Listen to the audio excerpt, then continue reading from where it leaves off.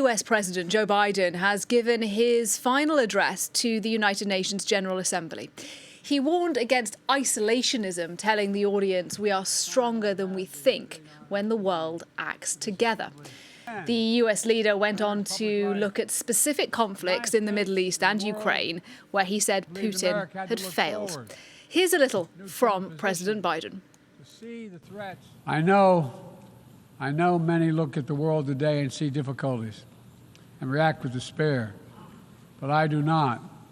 I won't. As leaders, we don't have the luxury.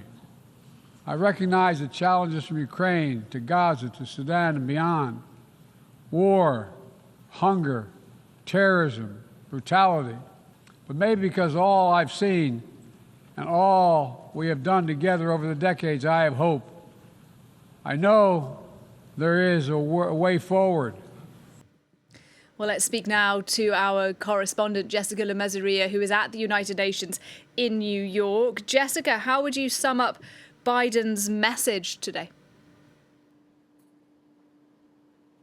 Well, this was Biden, the amiable old statesman. He even joked about his age as he began this almost very personal speech to cement really his legacy on the world stage here at the General Assembly.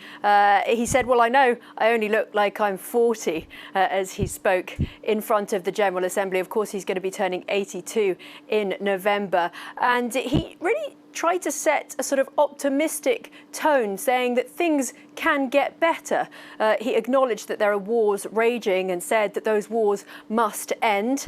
He reaffirmed his support for Israel, his support for Ukraine, his support for democracy, and he spoke about the trajectory of his career and the fact that he has observed over his 50 years on the world stage that things that seem intractable can actually improve with diplomatic efforts. He talked about the apartheid and how it eventually ended. He talked about how when he became a US senator and the war was going on in Vietnam, then now the United States is actually a friend of Vietnam. So he really tried to strike this optimistic note and look at the bigger picture.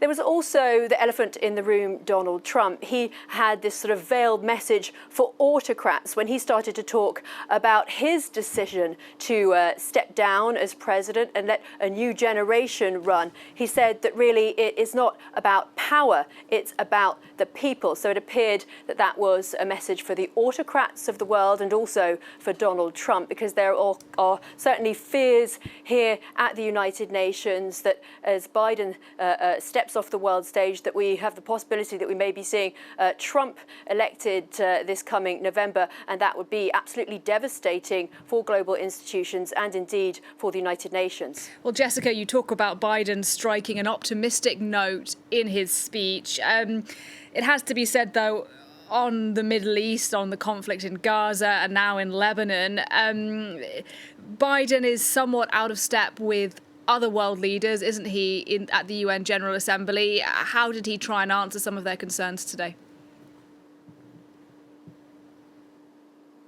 Well, when he was talking about Israel, whilst he did express his support for Israel and his sympathies with the families of the hostages who are still being held, he talked about their suffering. He also did take time to talk about the suffering of the Palestinian people who are going through hell, he said, which is, of course, not of their own making. So he seemed to be trying to strike a slightly more balanced tone. But, of course, Biden's come under intense criticism here at the United Nations for the United States' steadfast support of Israel. Now, he reminded all the delegates here that it was the United States that pushed for this Security Council resolution calling for a ceasefire, but the fact of the matter is that has not worked, and now we have the risk of the war becoming a full-blown regional war in the Middle East. He talked about that and about his desire to push for diplomacy. He said that it is not too late. Jessica Lemezzeria for us there at the United Nations in New York. Thanks very much.